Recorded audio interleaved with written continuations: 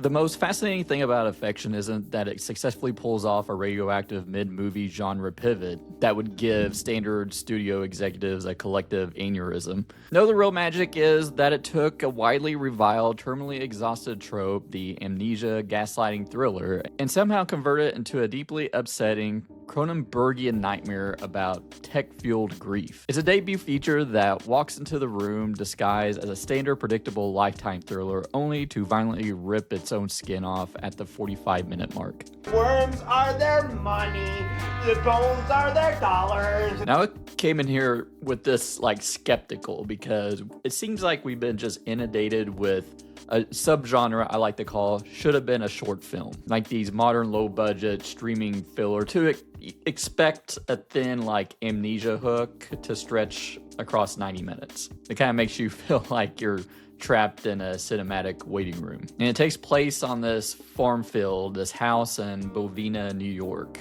It's just cornfield. You feel isolated. And with that setting, you're expecting a grounded psychological domestic abuse allegory, but there is a twist. As you probably have seen in the trailer, it turns into sort of a wet, heavy, and practical body horror. It's almost like a lost 1980s VHS tape where the special effects team actually had to build gross, tangible things. But what is the movie about? We open with a woman waking up in a highly secured architectural fortress buried deep in the frozen woods of upstate New York. She has no memory. She has no idea who she is, but she does have a severely broken ankle and a guy named Bruce standing over her, radiating a suffocating level of devoted healthcare provider energy.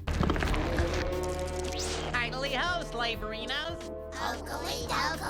Bruce insists her name is Ellie, that she's his wife, and that her mind is just temporarily offline due to a traumatic accident.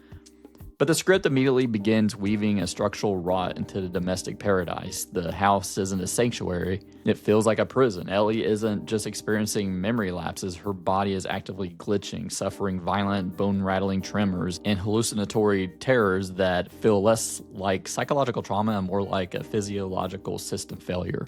It behaves less like a mystery and more like an infection, setting up a ticking clock where the prison walls are quite literally her own failing flesh. So like I said, this takes place in a remote part of upstate New York.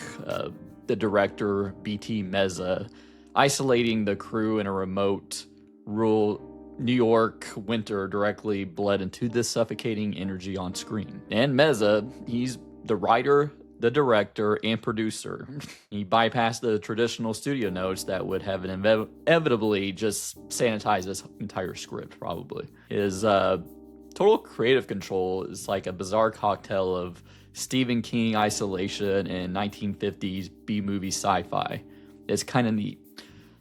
Now, the first 30 minutes had me kind of nervous, the amnesia angle. I don't like amnesia subplots in movies or TV shows. I think it's very lazy. And like I said, I thought this was going to be should have been a short film graveyard. But halfway through the movie, there's a surprising twist in it that got me right back on board. I mean, we don't know what's going on in that first part of it. She's seeing these visions and she's having an escalating severity of her physical symptoms, of her tremors. And then we have the token daughter that they have between them. That this daughter is almost uncannily compliant, not acting like a traumatized child watching her mother fall apart. She acts like a background character who memorized her marks too well. Kind of brings up the subtle strangeness of this whole situation. And even though I complain, well, I'm not really a complaint, but I was worried that first half of the movie, I was hooked from Jessica Roth's performance as Ellie.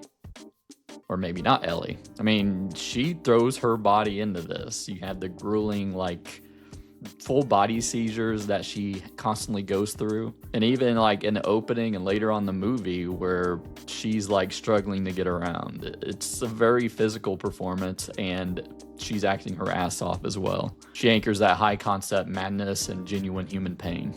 And Joseph Cross is pretty good, but I thought he was Sean Ashmore the entire time of the movie until I started doing research. It's so uncanny. I don't know how many times I probably come across him thinking he's Sean Ashmore. But I want to talk a little bit more about the movie and after that twist. So if you want to see my overall thoughts, just skip to the chapter in the timeline below.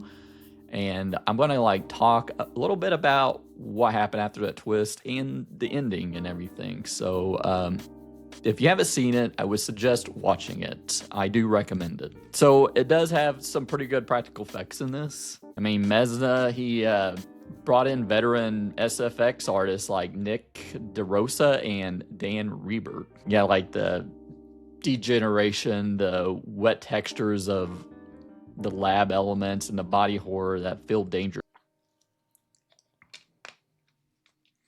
So let's talk about that twist and that ending. So Sarah finally breaks into the locked outbuilding after her supposed husband, Bruce, tried to strangle her and kill her. And, she's watching a tape that says, "Please watch," conveniently placed there and with a camcorder. And the film reviewed cosmic trial and error using a dead corporate conscious database called the MMR program. The horror isn't just that Ellie isn't Ellie, it's that her very flesh is actively rejecting Sarah's downloaded mind because the DNA just doesn't match. It's a literal biological mismatch masquerading as amnesia. The real psychological gun punch is the videotape revealed that Bruce we've been watching is also a clone.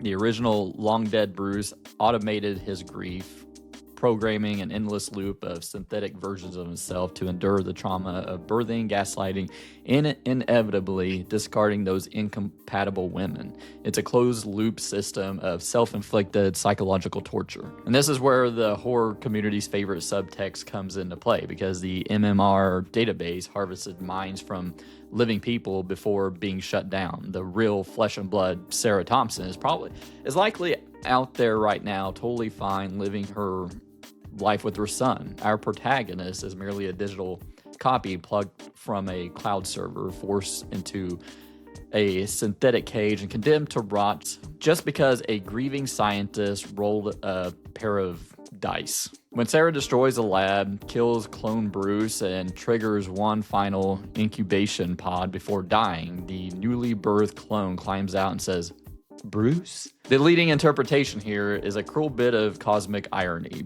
Bruce spent 143 iterations trying to find his actual wife's mind, and this final clone is the real Ellie. He finally succeeded, but because he's dead and the lab is ruined, she wakes up completely alone in a tomb with her husband's corpse rotting somewhere. So, obviously, there are some heavy themes here. It's like a pitch black allegory for complicated grief. I mean, Bruce represents the ultimate manifestation of refusing to let go of the past to the point of destroying the present. He demands that a new entity, Sarah, conformed perfectly to the mold of his dead wife. And then there's the violent, practical body horror elements, the seizures, the peeling skin, the cellular breakdown. They are literalized metaphors for forcing the past to live again. Life is meant to move forward. When you try to force it into a loop, it naturally glitches and rots. Then we have the compliant daughter prop. And Bruce didn't just clone his wife. He built a highly compliant static AI personality file for his daughter to complete the domestic stage play. It explains why she reacts to her mother's horrific seizures with the eerie plastic calm of a theme park animatronic. So Affection is like a lean, mean 90-minute surprise that punches wildly above its weight class. While the exposition-heavy videotape drop in the middle is a bit clumsy narrative contrivance, the film completely redeems itself through its stubborn commitment to old-school practical effects and a genuinely grueling powerhouse physical performance from Jessica Rothe. It is a brilliant directorial debut by BT Meza, proving you don't need a massive budget to create a highly atmospheric, conceptually daring sci-fi nightmare. It's a movie designed specifically for the genre fans who are tired of safe, predictable streaming filler and want something that isn't afraid to get its hands dirty. So I'm giving Affection a 3.5 out of 5. But did you see Affection? Let me know what you thought of it in the comments below and any theories about that ending. If you enjoyed this video, hit like and subscribe, and maybe join our membership tier with exclusive videos and help support the channel. Check out one of these videos by my head. Thanks for watching, and I'll see you next time.